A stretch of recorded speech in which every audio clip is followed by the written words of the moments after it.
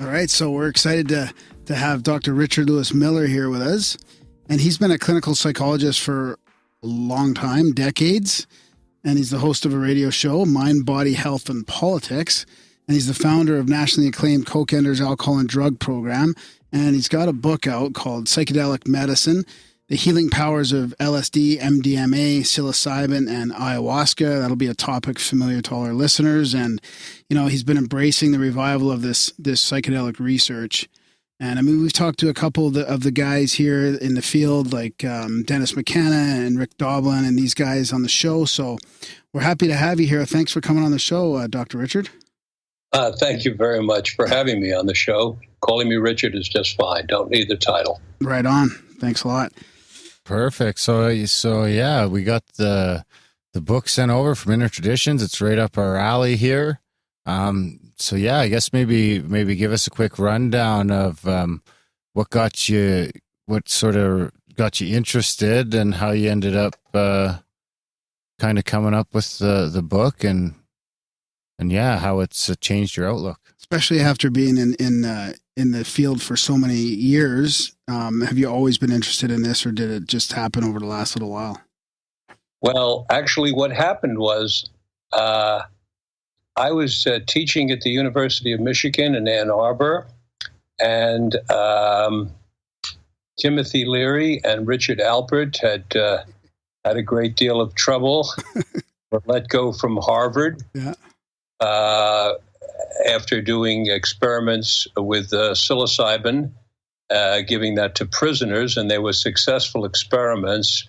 But they made an error. They made an error, and they shared some of the psychedelic medicine with a graduate student. I'm not certain of all the details, and there are a lot of stories about it, but it seems that the parents of the student were influential and got involved with Harvard, and one thing led to another, and there was pressure on Harvard, and so they were let go. And that was a shot across the bow that was very important to me, because I was teaching in Michigan, and I was raised and trained to believe that if you put your nose down and did your publications and did good science, regardless of what the science was about, as long as you did good science, that you had a job. Yeah. And you would not get fired for it. And it seemed as though they were getting fired for the nature of their research. We don't know the whole story about the graduate student. And so that was a bit scary. However, at the same time, they came out with a book called The Tibetan Book of the Dead. And in the book, they talked about the fact that morning glory seeds, heavenly blue they were called, and pearly gates, which were readily available at any farm supply store at the time. If you took enough of them, you would have the LSD psychedelic experience. So, like a good psychologist, I got together with a colleague, and we ingested 400. Naturally, we counted every single kernel, every single seed, if you will, and we took 400 morning glory seeds. And I had a major psychedelic experience, and didn't really know what we were doing other than following the directions in the book, the Tibetan Book of the Dead, which is still available for those of you who want to follow that. And I had this major experience. And then not long after that, LSD was made illegal. And that bothered me.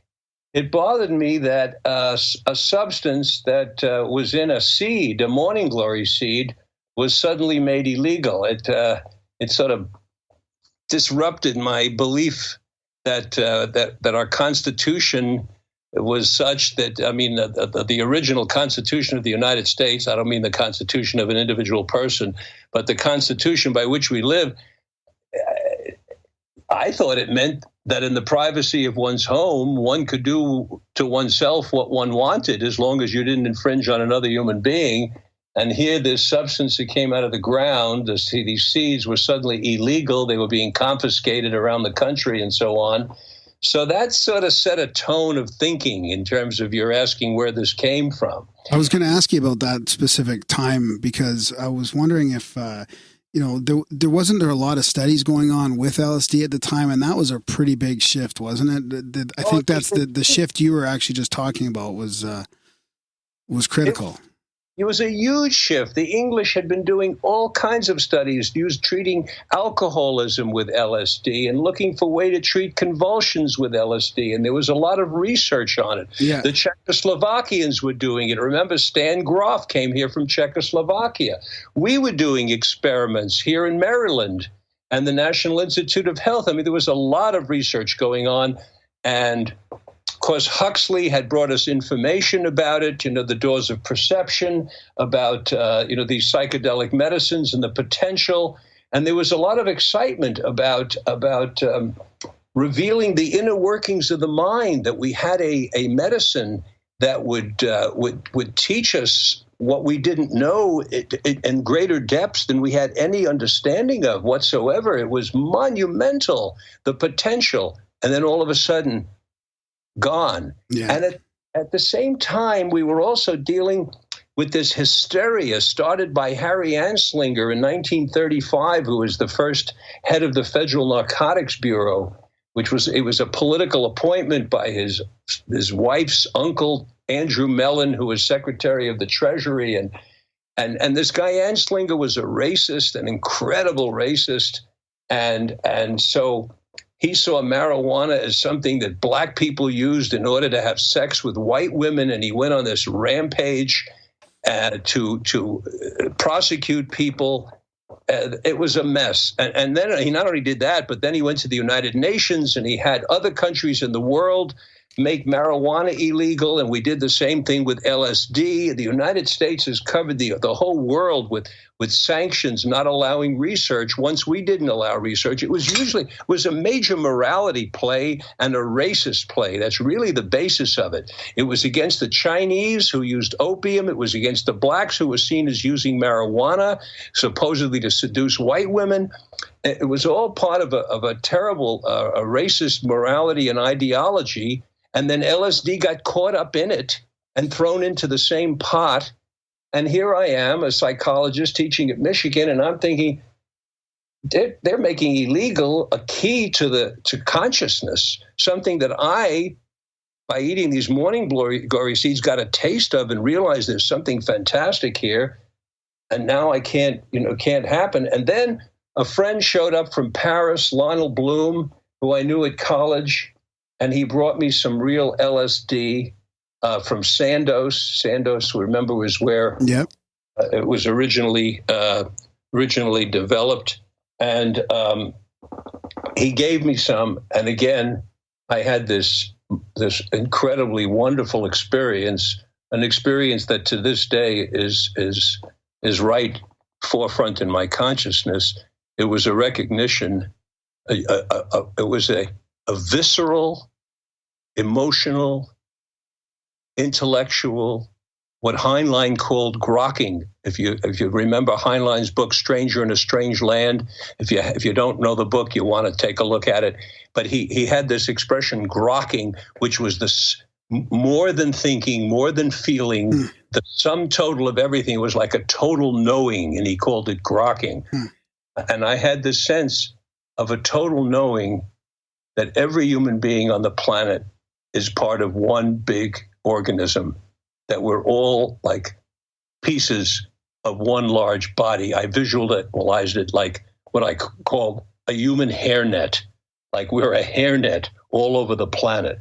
And I also had this very strong feeling at the time that the entire planet, rather than being what I thought before was this giant ball of earth and lava and all the stuff that's in it, I felt it for the first time being a living, breathing organism, and that what human beings are part of that organism. We are little cells on this large organism.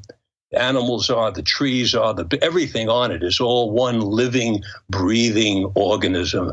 And it was a wonderful feeling. It was a tremendous feeling of connection, as you might be able to tell by my voice. I can still feel it right now. That's 50 years later. And so I had these early experiences and nowhere to go with them, not wanting to disrupt my academic career by doing something illegal, and certainly couldn't use any of these medicines with patients as much as I might want to. And so it just I let it go for a while. And let it go for maybe 10 years. And then something interesting happened. I was studying with this therapist who was an older tribal elder, also a clinical psychologist. And one day he gave me a medicine to try as part of our therapy experience. And he said, try this. This is called MDMA, methyl dimethyl. I'm tongue twisted. I won't do it again. MDMA.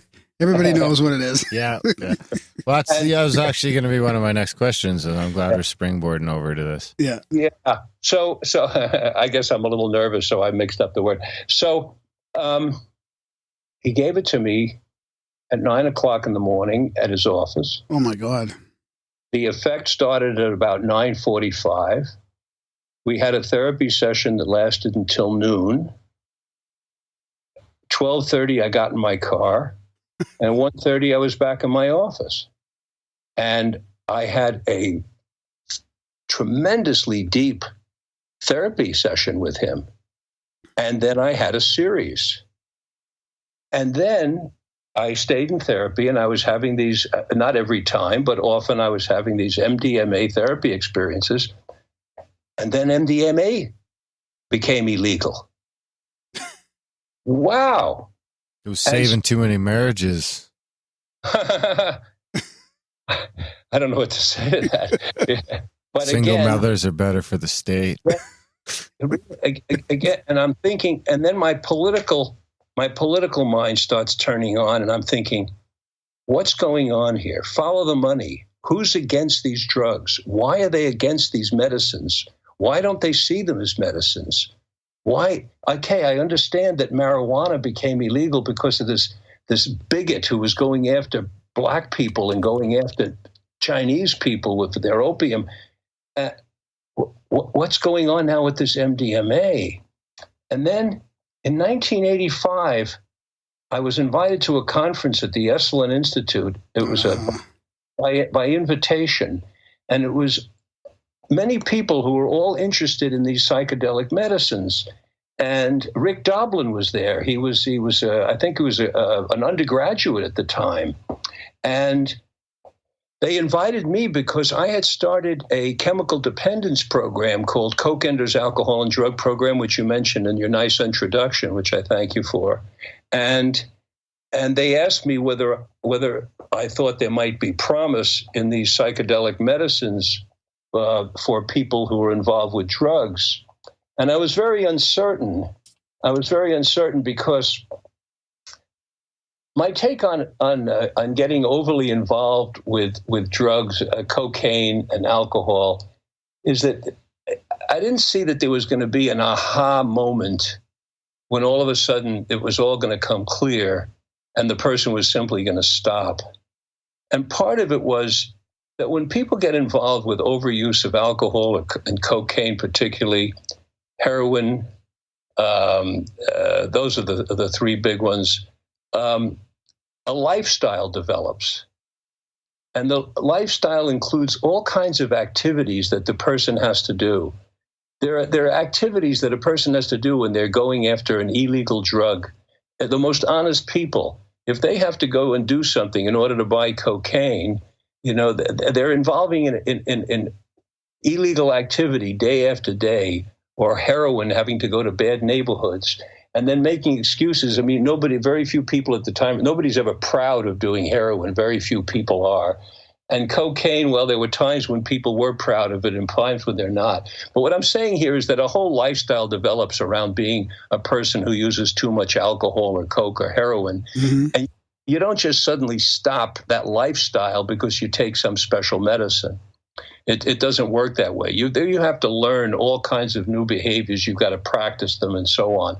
So that was what I said. But again, I was very impressed by meeting so many of the people who were working hard to get licenses from the government in order to do proper research. Dave Nichols of Indiana University was at that meeting in 1985. I remember that well. He became and has been one of the foremost researchers in LSD in the United States. And Rick Doblin says to me, is this cherubic young guy, says to me, I'm going to get a PhD, and then I'm going to give MDMA to every member of Congress, and we're going to change the world. I said, yoo-hoo, wow. I mean, all right, go, man. And, he did. He went to the Harvard School. He got a PhD. He can tell you himself how far he got with regard to administering MDMA to Congress. I'm not going to speak for him on that one. But certainly I was inspired. And so that was a resurgence for me. That was a resurgence, reconnecting with these scientists. I'm giving you a very long-winded answer to my involvement with it. But and I hope you don't mind. No, it's good. So we prefer them. Okay, good. So that went on. And then, of course, MDMA became illegal. Then I watched a whole underground of therapists spring up who were using MDMA with couples, particularly because it's such a heart-opening drug and because it was so effective with people. And then I watched a sprinkling of therapists start to use LSD in therapy, very sub rosa, because, of course, not only would they lose their licenses, they might go to jail, who knows for how long. And then I'm watching as ayahuasca comes into the work of Terence McKenna, and Stephen Beyer, who wrote Talking to the Plants, and Dennis McKenna, of course, the ethnobotanist. And I feel this renaissance going on. And so I decided that I would start to bring you more, close to the present. I mean, really, time is going by. Time is going by. People all over attempting to get permits, attempting to get licenses. I mean, I've interviewed, for example, a 65-year-old psychiatrist who told me in her attempts to do MDMA research, the FDA. The DEA, the DEA made her build a room made out of cement, if you can believe it. She told this at a conference, a major conference. She tells a story how they made her build a room out of cement in order to put this one vial of MDMA into. And then after she builds the room out of cement, they measure the back wall, which is up against the wall of the room. And they say the cement isn't thick enough because somebody could drill through from the office on the other side and get into the cement bunker. It was incredible. And she's telling this story just matter-of-factly. And they made her make the cement wall thicker. This was all to take care of and protect one vial of MDMA that they were so freaked out about that who knows what would happen. So that was the period. But meanwhile, these people around the United States, these courageous people who I eventually interviewed, one after the other, were doing this research. These major, these people, I have so much respect and admiration for them because they took such huge risks with their careers. With Roland Griffiths at Johns Hopkins University doing research, I'm sure you know about the psilocybin research on depression. Mm-hmm. And you risk your career. I'm going to tell you an interesting side story about this. One time when I was teaching at Michigan, and Ernest Hilgard, who was a famous psychologist from Stanford University, came and gave a lecture. Hilgard had spent his whole career studying rats. And all of a sudden, he comes to Michigan and he gives this lecture on hypnosis. And in fact, if you want to research that, he came out with a book called The Hilgard Hypnotic Susceptibility Scale. It's a great little book. And so I went over to him after the lecture, and I said, Dr. Hilgard, you spent 30 years studying rats, and now you're telling us sharing with us this great research you're doing in hypnosis. How did you get from rats to, I love saying that word rats, rats. How did you get from rats to hypnosis? And he said, well, Richard, it's pretty simple. If I would have started out in hypnosis, I would have ruined my career. Hypnosis is one of those topics like drugs. You try to do research on that, you're not going anywhere. Yeah. But study rats, I made it to full professor. Once I was full professor, then I went into the field that I wanted to study all along, hypnosis. That tells you something about what's going on in academia. Yeah. Academia is terribly influenced by morality and ideology. It's very sad. It's very unfortunate. It's something we've got to do something about. Scientists need to be allowed to do the science they want to do and not be influenced by morality and ideology and money. And that's why people go to academia, because they want to be in that, what you call ivory tower, where they can research what they want to research. Well, unfortunately, and it also seems like the research that's not being allowed is the potentially healthiest research to our culture and our health. I mean, it's everything from, like you said, hypnosis to drugs and, even just extended consciousness, NDEs, spirituality, like the list goes on, that's really hard to get that stuff published. And yet that's what's going to benefit us, to me, it seems like the most. The most. So then you got to follow the money. In addition to the morality, the people who are against any kind of expansion, who benefits by suppressing this research? Well, I can tell you, it's quite simple. If you're big pharma and you're producing a medicine called SSRI, selective serotonin reuptake inhibitors, right, which you have to take every single day of the year, so it's like an annuity for the pharmaceutical company. Yep. You're taking pills 365 days a year. And along come these scientists from Johns Hopkins University, and they give this psychedelic medicine, psilocybin, to these subjects, and 1 year later, they're still having a positive effect. You're talking about selling something one time to somebody versus selling 365. Imagine telling a car dealer, hey, on the one hand, we've got a car here that's going to last 365 days. On the other hand, we want you to buy a new car every day. Well, the pharmaceutical companies are dug in, and they put a lot of control, a lot of financial control on Congress. I mean, I heard something today that was incredible. One of a Republican senators said today, when he was asked, why are you doing this, which is so obviously going to help the upper 1%? Why are you doing it? And he said, it's pretty simple. He said, we're being pushed by the people who gave us the most money. The people who give us the most money are the people who are going to get the favors back. He actually said that. You'll be able to find it, because the reporter afterwards said, oh, my God, that's going to come to haunt that guy for a long time, that he said that out loud. I don't know why he ever did. But that's what's going on, and many of us know it, that the corporation money, once we had that bill that went through, Citizens United allowed the corporations to give unlimited amounts of money to political candidates. That, for many of us, was the death knell of democracy, because that allows money to buy politicians out in the open. And the combination of corporations being able to give unlimited amounts of money to political candidates, the combination of that and allowing lobbying, which in effect is legal bribery. That's really what lobbying is, isn't it? A guy comes into your office, he says, let me take you on a plane and out to dinner and give you this and give you that. And by the way, I need your help with this bill. In most countries of the world, it's illegal. Here, it's called lobbying. It gets a nice name, but it's bribery. So we've got two things going at once. We allow bribery of politicians, and we allow corporations to give limitless amounts of money to politicians.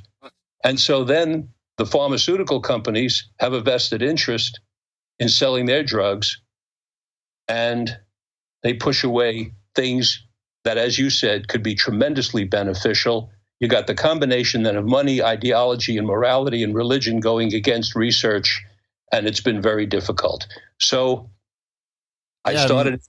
Excuse me. Go ahead. Not only that, I mean, these corporations and pharmaceutical companies have basically hijacked all the universities. And the legal they're the one system who are too. giving all the grant money, so all the research is coming back, whatever the pharmaceutical companies want it to be, and they've infiltrated the CDC to an unprecedented extent, and not to mention the legal system is the other main one is the media. I mean, we've done episodes where we've done a breakdown of media sponsorship, and 70% of all the major networks' money, if 70% plus, is coming directly from the pharmaceutical industry. So your program is a wake-up call, and I'm so glad you're doing it, because those who are listening, I hope, will do everything they can to stay awake and to learn the things that you're bringing to them on your program, and to take action as good citizens. As good citizens, find ways as good citizens to do something, not just sit back and not just talk about it. Let's get back to the book. So I interviewed these people from around the country who had the courage to fight their way through the system and get permits, licenses from the United States government in order to do research in LSD, MDMA, psilocybin, and ayahuasca. And the results that you'll find in the book are nothing short of breathtaking, phenomenal. I mean, when a person takes a look at what the brain looks like normally and what the brain looks like on LSD, it is so exciting to see the oxygenation of the dormant parts of the brain. This work was done by the Countess Amanda Fielding, I beg your pardon, Amanda Fielding of the Beckley Foundation in London. It's incredible research. By the way, the digital images of the brain, normal and on LSD, were published in the New York Times. So your listeners, if you want to see, you can actually look it up on the New York Times and you will see the digital images. This is groundbreaking research. So we have these people. And I think this is bringing me sort of the conclusion of how I got involved, what the history of it was. And then I went out and interviewed all these folks and asked their permission to put them all together in one book. Nice. We bring you Psychedelic Medicine. Nice. It's been quite a journey. Extremely exciting. Some of the work, I mean, I mentioned Roland Griffith's work. Of course, the work, every one of them has done work that's of great importance. The work that Dr. Michael Mithoefer is doing with PTSD, what's called PTSD. That's another thing, by the way. These titles that we put on people, PTSD, ADHD, schizophrenia, manic depressive, dementia. These titles have to go. It's just a way to label somebody to prescribe a different medication to them, I think. That's right. That's exactly right.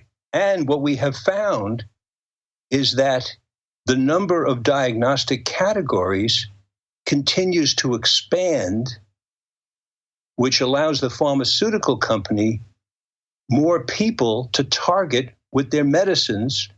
And we have found that famous professors, including those at Harvard, you can check this out, it's all there, famous professors at Harvard who were involved with making these diagnostic categories on something called the DSM. Yeah, DSM-5, I think now, or something like that. Diagnostic and Statistical Manual of Diagnoses. They're on the take, the professors themselves, on the take of the pharmaceutical companies, and it has been proven. Unreal. Furthermore, the head of NIH at one time had a radio program. He was on 300 stations, and he talked about a particular medicine that was actually absolutely imperative, he said, for children with ADHD. And it turned out he was on the payroll of the company that was manufacturing the drug. So we've got a very challenging situation. And I hope we're all up for the challenge because we've got to deal with it. And we've got to deal with it in a big way. But meanwhile, what we have on our side are the medicines themselves and what they teach us and what they bring to us. And you'll see in the book, it's a great deal. It's a great deal. And the potential is enormous. We all know that. I mean, my gosh. Did you all happen to see that documentary that Sanjay Gupta did on marijuana with the kid with the convulsions in Colorado? Yeah, I did. Yep, absolutely. Now, wasn't that something? Oh, it's unbelievable, some of the results that, and some days I think it's even past that. I think it's almost criminal that the fucking medicine and the therapeutic benefits from even on the simple end, just cannabis, that have zero fucking negative side effects other than, maybe the munchies and being a little lazy in some shapes or forms, or a little forgetful maybe. And it just, what we're seeing nowadays with the legalization popping up all over the place, it really is disgusting. And it seems like, somebody's got some explaining to do. Well, more than that, sir. We've got some changing to do. Some very serious changing to do. You heard me laughing, by the way. I want to comment to you about why I was laughing, because I was laughing and enjoying your use of the vernacular, because you can do it. You can say anything you want. On my radio program, there are 7 words that I'm not allowed to use, on the radio. 7. Yeah, I think it's 7. It may be more, but I love the story that George Carlson always talked about, those of us who do radio. He said, you can say anytime you want that you pricked your finger, but you can't say that you fingered your prick. I remember he had that whole bit on the 7 words. Yeah, it was a great line, and that's true. I had Joey Tranquina on my radio show, Mind, Body, Health, and Politics. Joey Tranquina was a pioneer in needle exchange, in giving clean needles, because he figured out early on that it's way ahead of the curve to give heroin addicts, particularly street ones, clean needles, because the disease that they're spreading with the dirty needles is much worse, and the end result is so much worse than if you give them clean needles. At least they're not spreading disease to each other, and so it's called, it's a much better system. It's called harm reduction, and in the early days of harm reduction, Joey Tranquina took a lot of heat. I had him on my radio show. And he was talking about his experience and how much he was being hassled by the police. And he said, it's just a lot of bullshit. And then he went on. I got a 2-page letter from my station, single-spaced, admonishing me for allowing Joey Tranquina. This is something that stands out in my life, for allowing him to stop, to use that word. Well, it's funny because you were talking about more the word sort of getting out a little more. And I was going to mention that between the work of MAPS and I think you're seeing these podcasts, like especially Joe Rogan, who's reaching, 30 million people a month all of a sudden. He's been downloaded almost 2 billion times, and he's unequivocally pro psychedelic. As just not only as a medical tool, but just as a spiritual tool. And Joe Rogan, what's the name of his show? The Joe Rogan Experience. Okay, thanks. And he is quite literally, like the biggest podcast in the world. And it's to see that, and he's now, he's dwarfing all the mainstream media. And shows like ours, we do nothing compared to that. But there's 1,000 shows like ours that are doing these numbers, and when you add them all together, we've got the mainstream beat by such a tremendous amount. I think that it's only a matter of time. Well, it depends. If they can trick people into supporting net neutrality, we might get reeled in yet. How about tricking people into voting themselves more taxes? That's what we're doing right now. They're tricking people into thinking that this is a middle class tax reduction, when in fact it's not going to be. And this has been going on for a long time. And programs like yours, and if you say there are 1,000 like yours, it gives me hope. It gives me a lot of encouragement.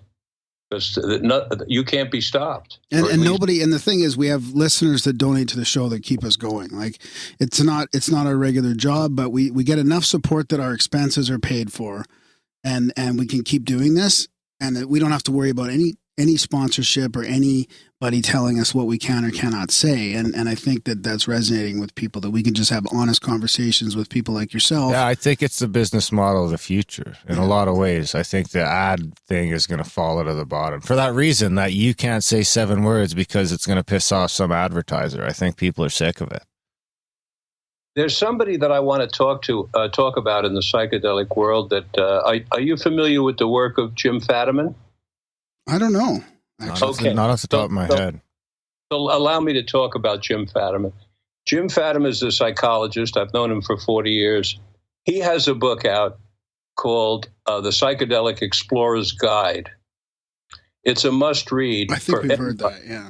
Yeah, so it's a must-read. I just wanted to get a mention in on it. It's a must-read for anybody, because one of the things about psychedelic medicine that is so important is to differentiate psychedelic medicine from psychedelic drugs. This is extremely important, because sometimes the same exact substance can be used as either a drug or a medicine. But there are factors which differentiate, and there are factors which create a different effect. For example, there are times when alcohol is the best anesthetic you can take. When are those times? When you have nothing else and you've broken a bone on a ski slope and you're in tremendous pain. If you can get a couple of drinks down, it's going to help the pain. At that point, you're not taking the alcohol socially to make yourself looser or to dance better or to flirt with somebody better.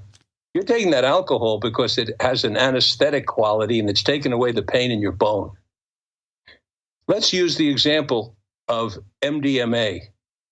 People use MDMA on the street. I don't know what it is that they're getting on the street. A mix of a bunch of shit in there. A mix of a bunch of stuff. Some of it's dangerous, and it's sometimes called Molly, as you know. Yeah. And it's sometimes called ecstasy. And they use it socially. Well and good. I don't make any comment about that. I believe people have a right to do what they want as long as they don't hurt another human being. That same exact substance, MDMA, when used with a protocol that has been proven with regard to therapeutic benefits, is no longer then a drug. That same MDMA is then a medicine. But how do you know how to use it properly? Well, Jim Fadiman wrote the book on that, The Psychedelic Explorer's Guide, in which he explains protocol on how to use. And one of the most important features, and this connects to my book, Psychedelic Medicine, as well, that one of the reasons these things are medicines is because they're used with proper procedures. And one of the procedures is having an appropriate guide. Yeah. Having an appropriate guide. If you're going to go up on a plane for the first time, you sure as heck better have it. Yeah. You want a good pilot who's teaching you. You don't just jump in an airplane and take off. And the first time you jump out, you're strapped to somebody else. Knows what the fuck they're doing. You're strapped. One of my patients said that. Yeah, she said I sent a patient to jump out of a plane for excitement in order to give her a way to have excitement, because she was a cocaine addict and was looking for the excitement. And I said, well, we got to come up with something else to give you excitement. Try jumping out of a plane. She came back to the group and she said, well, I had this experience. I went into a plane, I strapped a man on my back and jumped out. So I did want to dig into something else about addiction and what you're talking about. So you talked about in the past how early on with MDMA, psilocybin, and LSD for treating addiction, that people weren't coming back with, let's say, a life-changing experience. They might realize that, maybe addiction's an issue or whatever, but they weren't, changing everything right off the bat. But now with people using harder psychedelics, if there's, I don't know how else to say it, but stuff like DMT, like DMT, ayahuasca, ibogaine, the frog stuff. I mean, those people, I feel like we're hearing they're coming back with those instantaneous and I don't want to say healing from addiction, but instantaneous help from addiction and a life-changing experience. Have you noticed a shift between the earlier on stuff that you were talking about now later with the more extreme parts? I believe you can have the big experience, and you can have it in a very short period of time, and you can use the big experience to cease the out-of-control behavior itself. But that does not immediately mean that you will change other behaviors in your life immediately. So if during the time that you were taking cocaine, for example, you became a liar, which is very common. Yep.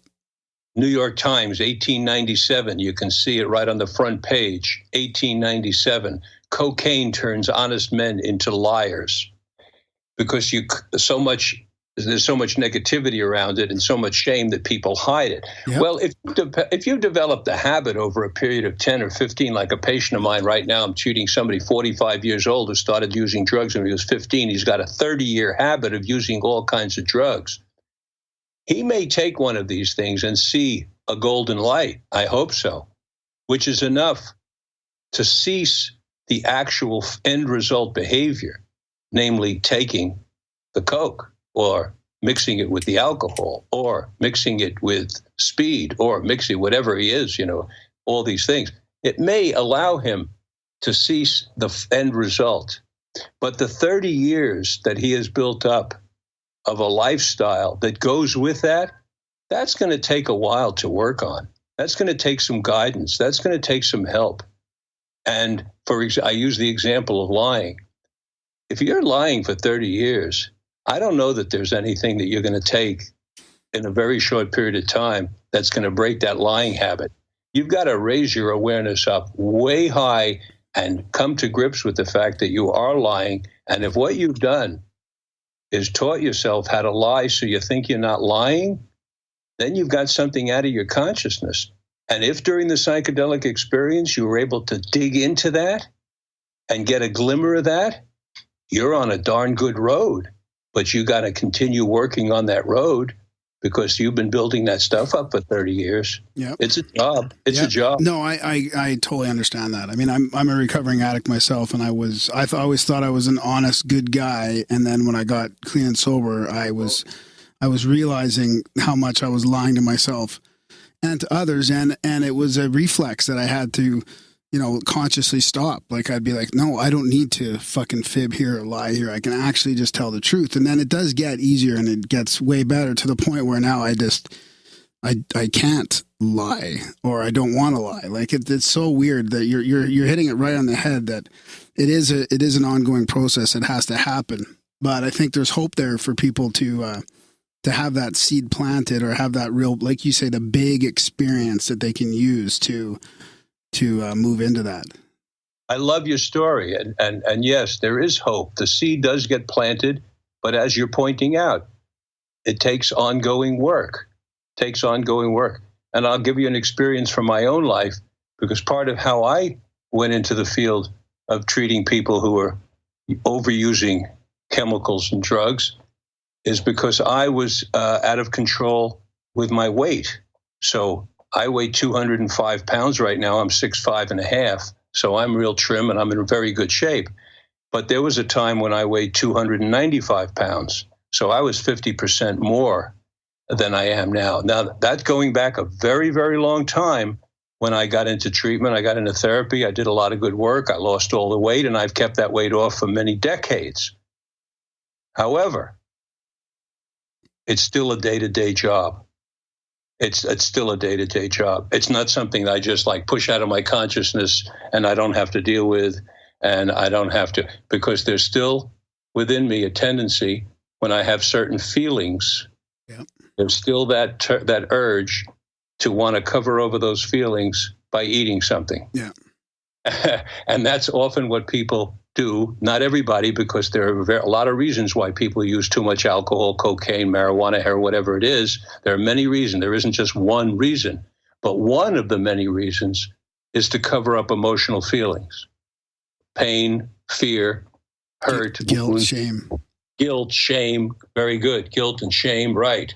That's what kept me in. I mean, it really, it's you just hit it with the cocaine and the guilt thing. That's what I could never be honest about that use, like some people could. Cocaine's a hell of a drug too. Yeah, really.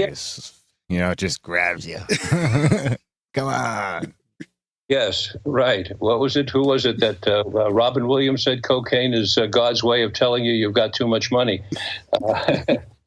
And yeah, some of these substances are seductive, and that's part of the job of being a whole person, which is to learn about ourselves and how we're using these things rather than having them use us. Yeah. And the same holds true for psychedelic medicine. Yep. Same does, because I've seen people overuse some of the four medicines that I have described well by the scientists in my book: LSD, psilocybin, MDMA, and ayahuasca. I've certainly seen people overuse MDMA. LSD, it's a less likely. It's only a certain amount you can do because it's such a big experience, unless you're part of the new wave that's happening now. Microdosing with LSD and with psilocybin. Yeah. I've been humming and hawing about trying it with psilocybin for a while. There's a meetup group here in Calgary that are meeting about it. Did you get the emails I sent you, Darren, on that? Yeah, I didn't read them. I'll check into that. I haven't gotten them. Send them along to me. I'd love to learn about what's going on up there. Yeah, there's a bunch of people doing it. Yeah, we're lucky enough to live in a part of the world that it's super easy to get. Super easy and super cheap.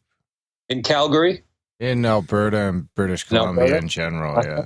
You can get them for literally next to nothing. And it's not very strict here, really.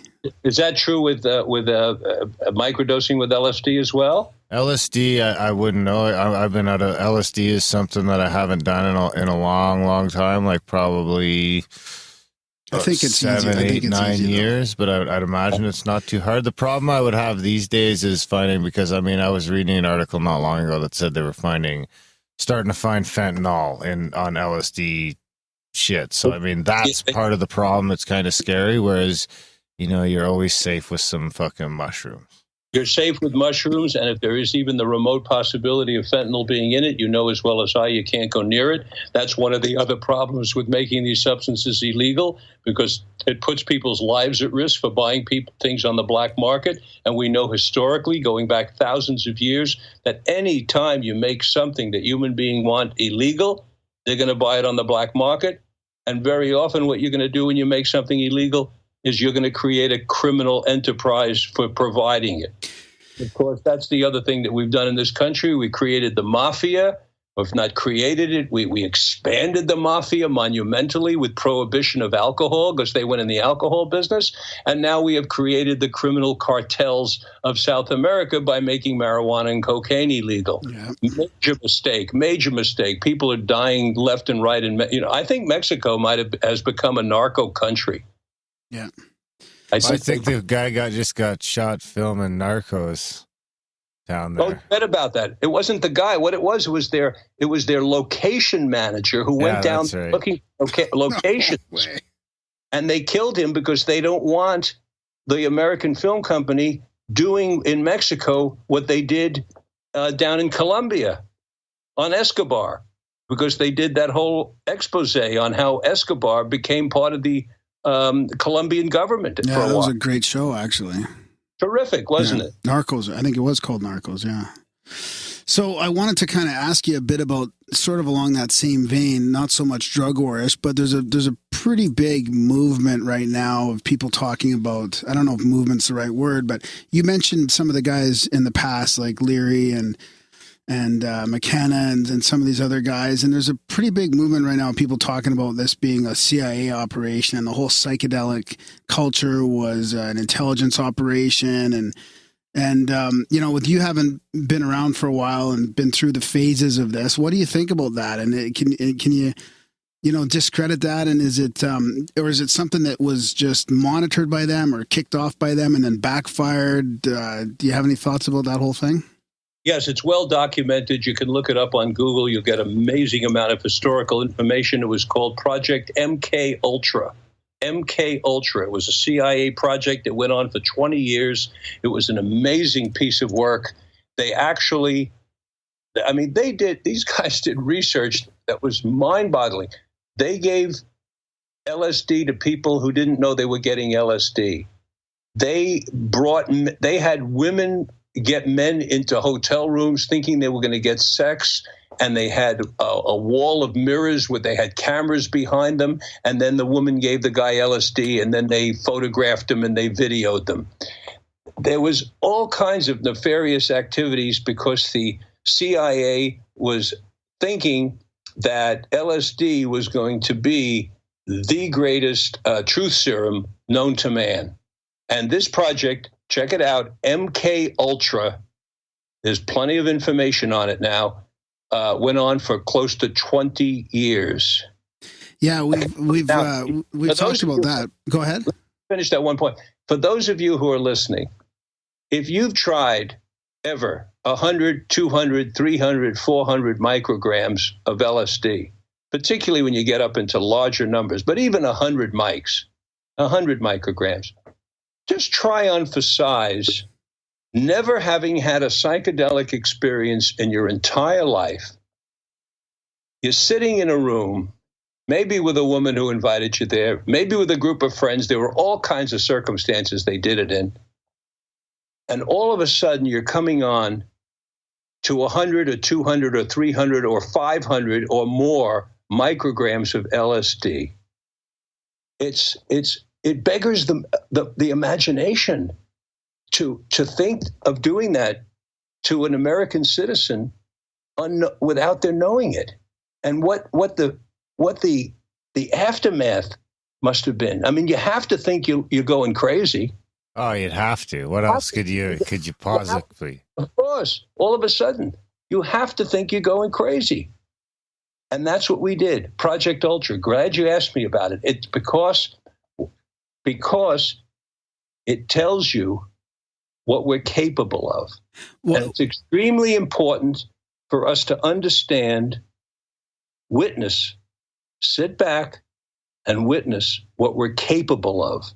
Because it's only when we realize what we're capable of that we can take steps to ensure that we don't do that to each other. What about more of the covert, sort of subtle cultural influence? Like we've talked about MK Ultra a little bit here, and there's some other programs as well. I mean, they were doing stuff in Canada, in Montreal back then. Yes, I think but what about more of the subtle, like the hippie movement, the music industry, the psychedelics through that, or through the magic bus shit or the tours? Like, what about that kind of covert stuff? Do you think there was influence there, or was that more organic? I think that was more organic. Ken Kesey was a real guy. I knew him a little bit. He really lived in Palo Alto. The whole story of One Flew Over the Cuckoo's Nest is a real story. The bus was real.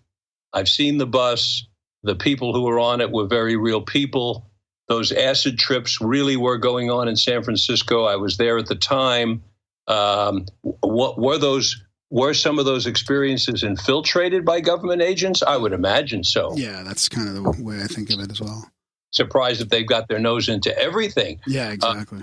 Right. But in terms of what did the CIA create that? No, I don't believe that at all. I think it was totally organic.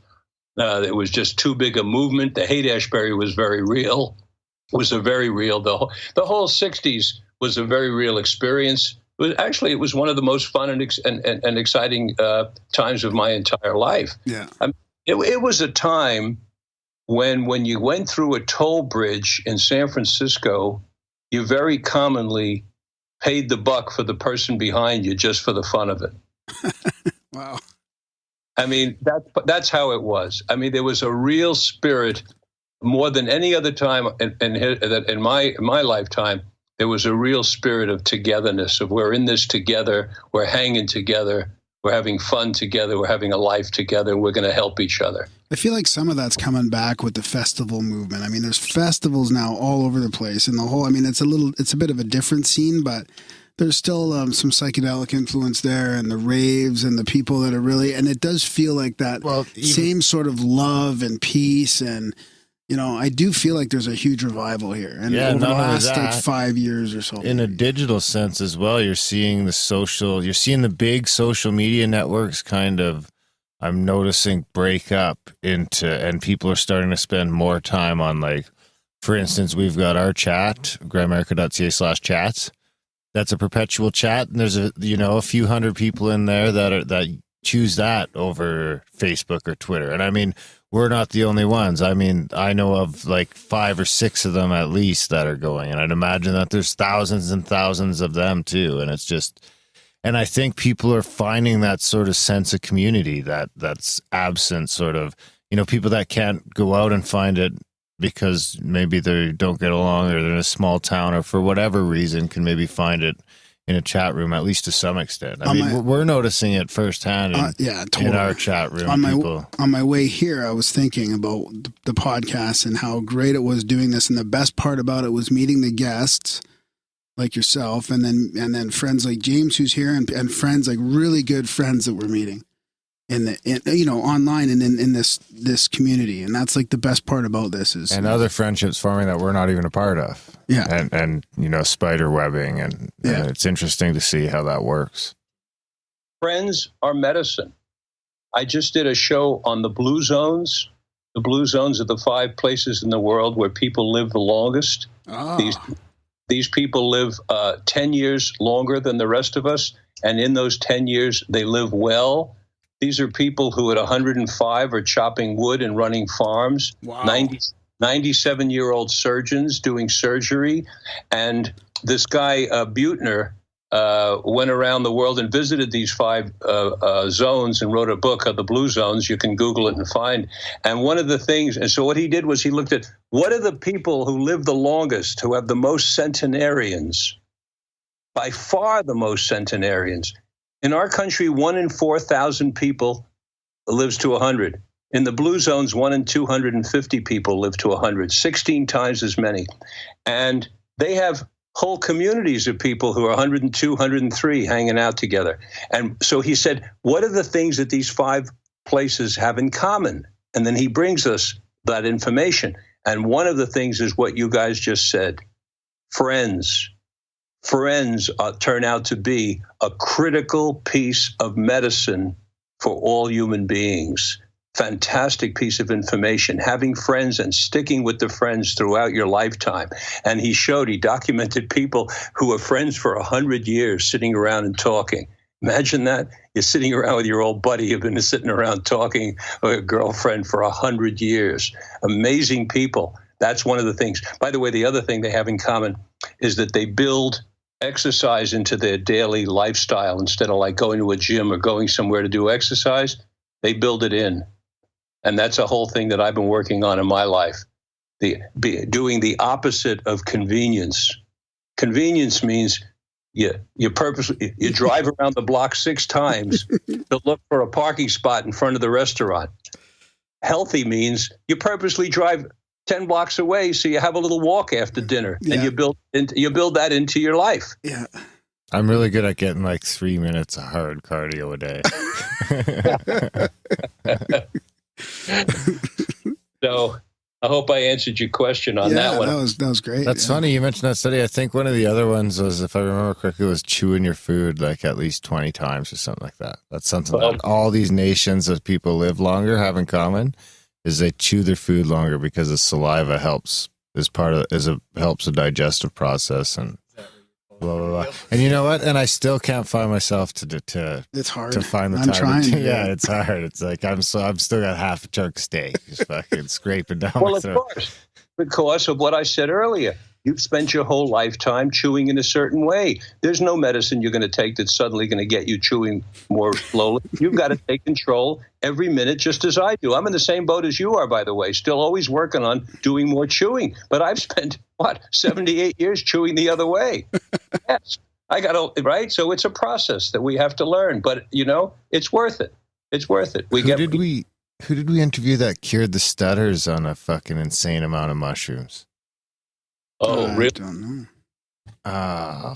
Oh, that's good. A one shot cure of stuttering. That should be written up. Somebody should document that and write it up. Yeah, I'm trying to think. Oh, you know who it was? We didn't interview him. We're trying to interview him. He was on the Joe Rogan podcast. It was Paul Stamets. And this guy's like one of the leading mushroom doctors or mushroom fucking scientists on the planet.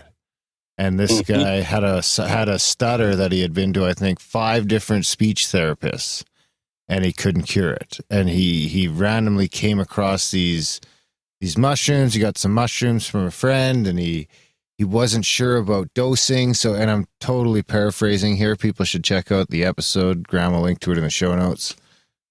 If they want to hear him tell it, but he accidentally ate 15 or 20 grams of fucking mushrooms, and he climbed a giant tree, and he ended up kind of stuck in this giant tree for a thunderstorm. No way. And the whole time he said he grasped control of his stuttering, and he sat there, and I can't remember what the exact mantra was, but he's like, this stuttering is stupid. I'm going to stop doing it. And he repeated it, he said, fucking hundreds of times for like 2 hours straight. And he said, ever since he woke up the next day, and he said, unless he starts drinking or if he gets really excited, it'll come back. But other than that, he's never stuttered again. That's a good story. Unbelievable. That's a really good story. One time use.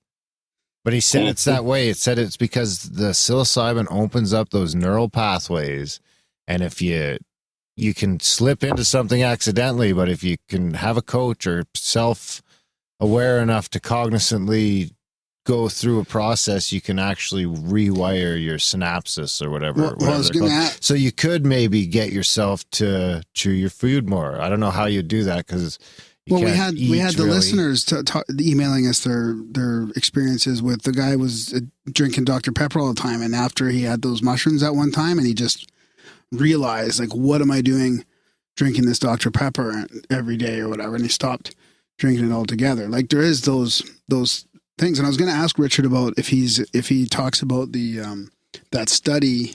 I think it's from the UK about the brain on psilocybin and how everybody expected it to be more excited and more active, and yet it was quieter and there's less going on. So it almost makes more room for it quiets all the distraction and makes more room for whatever new neural pathways or new perceptions or something. I want to come back to the stuttering guy because you said something that caught my interest, and that is that he made a comment to himself about the stuttering several hundred times.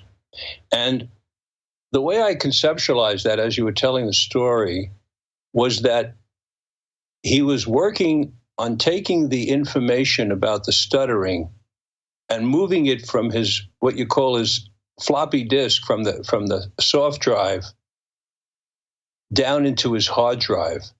And the hard drive, is the hard wiring. And so he was making neural grooves, if you will, over and over again. And there's value in that. There's a lot of value in that. It's sort of like when I try to learn a new word, I'll say it over and over again because I'm attempting to send it down deeper into me so that it's even more deeply recorded and I don't forget it. And I appreciate that story. I think it would be interesting if there are any psychologists listening to this, or maybe we'll spread the word about it, because it would be an interesting study to do, to take a group of stutterers and have them try to mimic what it was that this man Stamets did. What's his first name? It's Paul Stamets.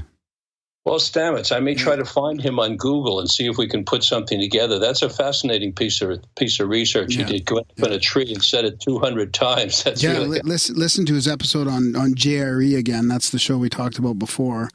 And it's a pretty mind-blowing episode. I'll email you a link. If I don't email you a link in the next couple of days, just bug me.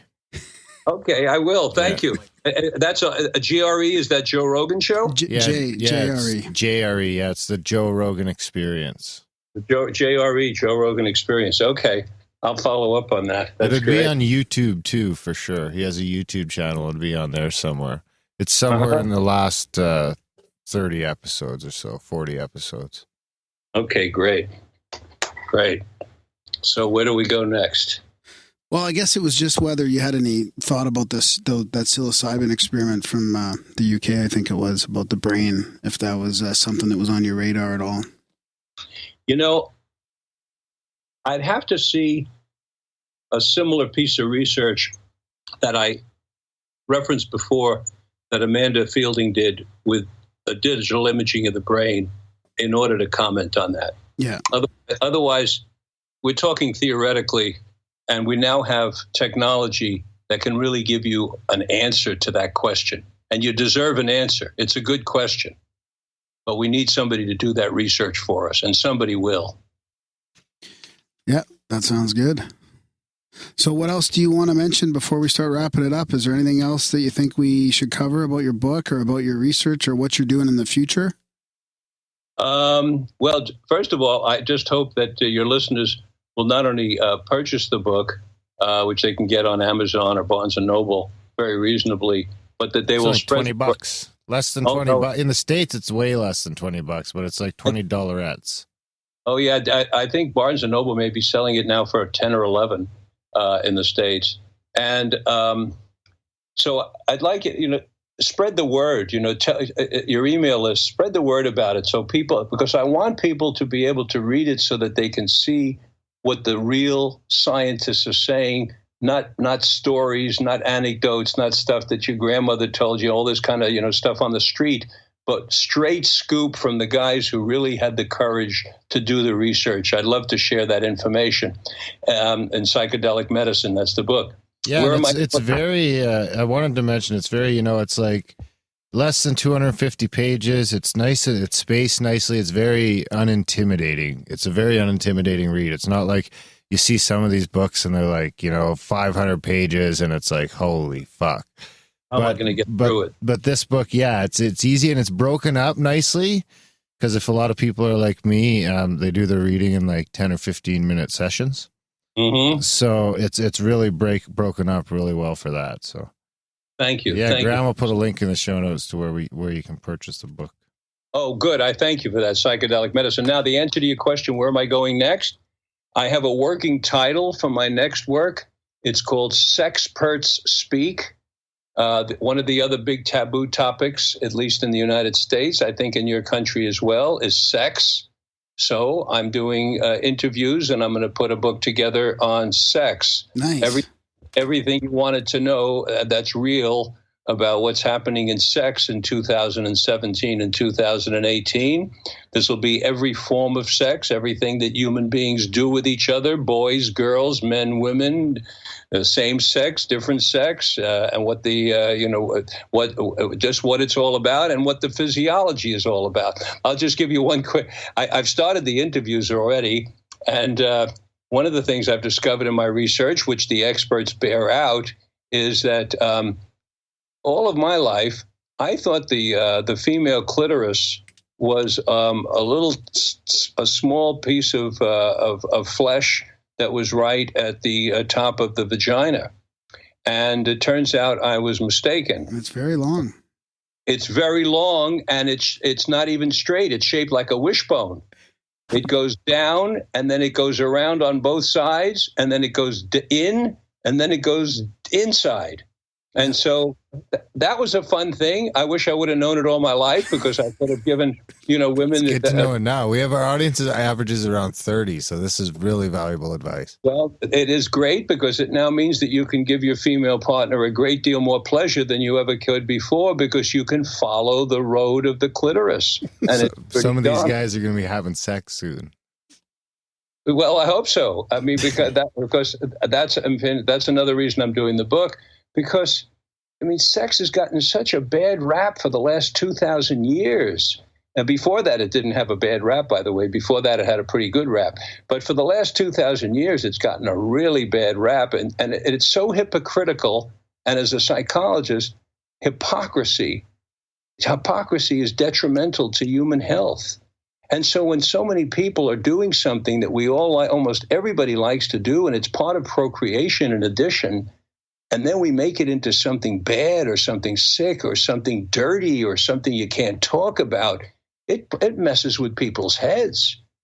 And it does in a very bad way, because when you have a basic drive such as sexuality, I mean, in a way, the crime that we did with sex is worse than the crime by making psychedelic medicine illegal, because sex is something we all have in us, and almost everybody has a sex drive. Not everybody. I said almost everybody. Almost everybody has a sex drive.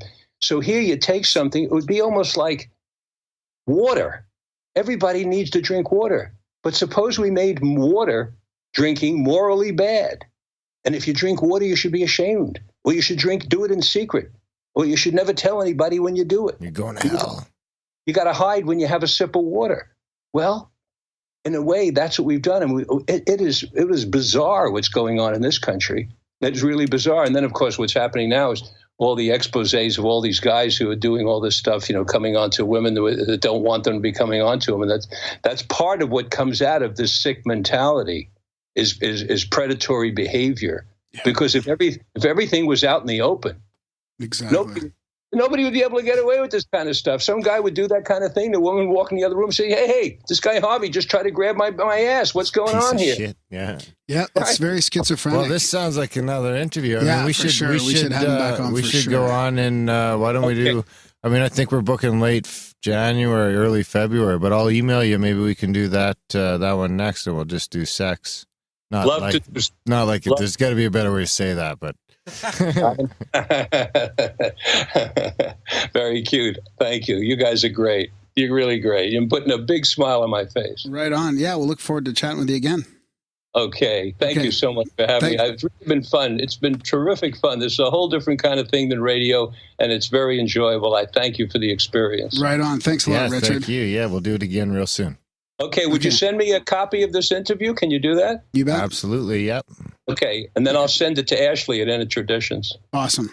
Sounds good. Oh, I should say that. That would be nice for me to say that Psychedelic Medicines is published by Inner Traditions Bear and Company. They're up in Vermont. Great group of people. Awesome group of people. Shout out to me. Yeah. I'll put a link in the show notes for that too. Put a link in for it. Give them a plug. Thanks. Right on. Okay. Thanks, Richard. Bye-bye. Bye-bye. You're welcome. Bye-bye.